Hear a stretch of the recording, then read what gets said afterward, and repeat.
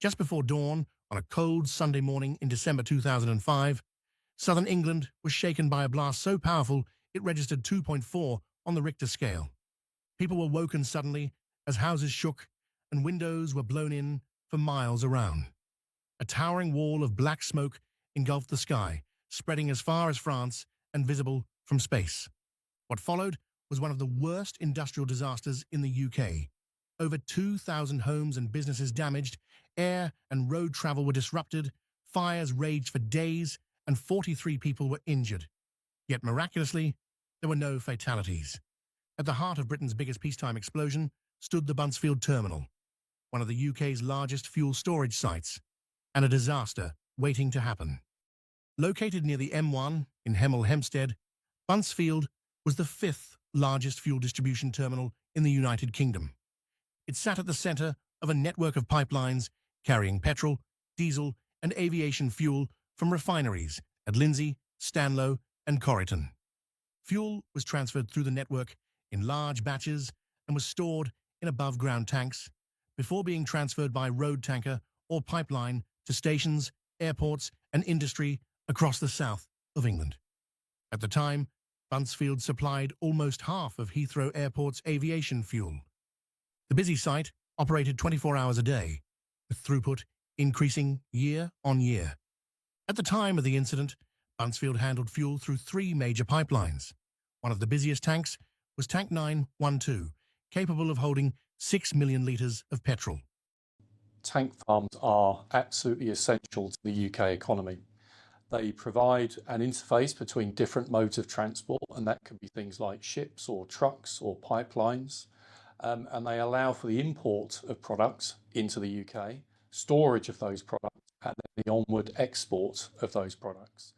And many tank farms and terminals are actually what we call multi-products.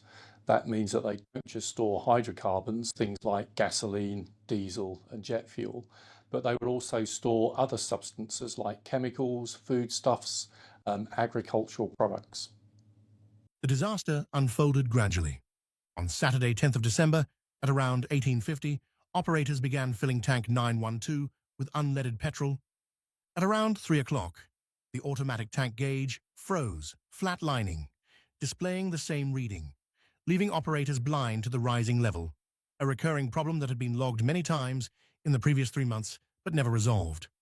At 5:20, calculations show that tank 912 was full and beginning to overflow. At 5:38, CCTV captured a vapor cloud creeping across the site, across the bunded area to the northwest corner. The cloud was about 1 metre deep. At 5:46, the vapor cloud thickened to about 2 metres and was spreading in all directions. By 6 o'clock, pumping rates increased to nearly 890 cubic metres per hour as operators, unaware of the overflow, continued receiving fuel. The cloud spread off-site into car parks and between buildings. At 6:01, a worker raised the alarm after noticing fuel spilling, activating the emergency response. This started fire water pumps located within the vapor cloud. Moments later, the cloud found an ignition source, likely the pump or a nearby generator, and exploded. Secondary explosions followed, and a massive fire engulfed over 20 large tanks. The explosion injured 43 people. More than 2,000 residents were evacuated. Over 600 businesses were damaged or destroyed, and the economic shock was felt across the region. Fire burned for 5 days, while teams of firefighters and military personnel tried to tackle the blaze. The problems didn't end there. Bund walls leaked through cracked joints. Pipes ruptured. Firefighting efforts used more than 50 million litres of water. Without tertiary containment, vast quantities of fuel, foam, and firefighting water escaped off-site and into the local watercourse. Environmental monitoring continues to this day. The economic cost is estimated to have exceeded £1 billion, but the emotional impact and the long-term recovery last to this day. The first layer of protection that effectively failed, physical layer of protection, was the automatic tank gauging system. And the automatic tank gauging system is basically a level gauge on the side of the tank. And the thing about the ATG at Buncefield on that tank is that it was known to be faulty. It was known to stick. and therefore give false results. And there have been several reports that have been put in about it sticking, but nothing had been done to fix it. If we look at the second layer of protection, if you like, as well as the automatic tank gauging system, there was also something called an independent high-level alarm, which is basically a float switch which sits at the top of the tank, which will indicate to the operators on the control system that there's a problem, that the tank is overfilling, and you've got a high-level alarm. The problem with the float switch is that it was engineered and it was installed absolutely correctly, but there wasn't sufficient information passed to the people that had to operate and maintain it about how it should be safely worked.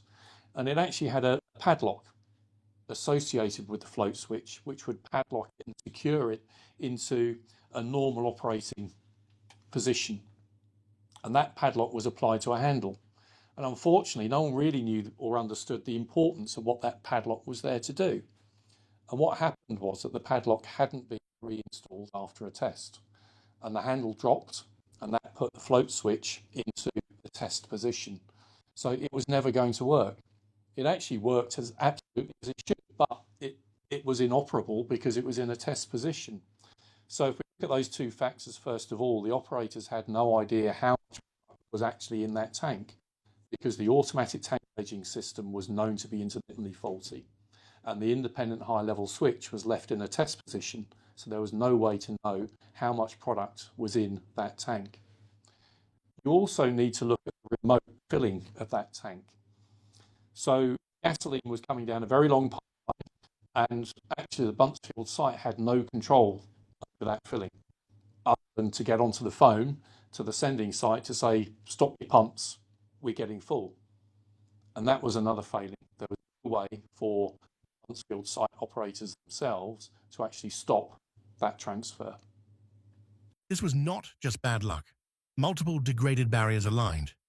Repeated automatic tank gauge faults were tolerated. Independent high-level switch replacement was not managed. Bund integrity and tertiary containment was insufficient. Emergency plans did not consider a vapor cloud explosion. Product transfers were controlled off-site with poor means of communication. Leadership engagement in process safety was not sufficient. Poor culture. It's just a tank farm. It's low risk. If there's one lesson to learn here, is don't forget that there are three simple things that you need to think about. One is what can go wrong. Two is what measures do you have in place to stop those things going wrong. And number three, how do you make sure that those measures you have in place are working?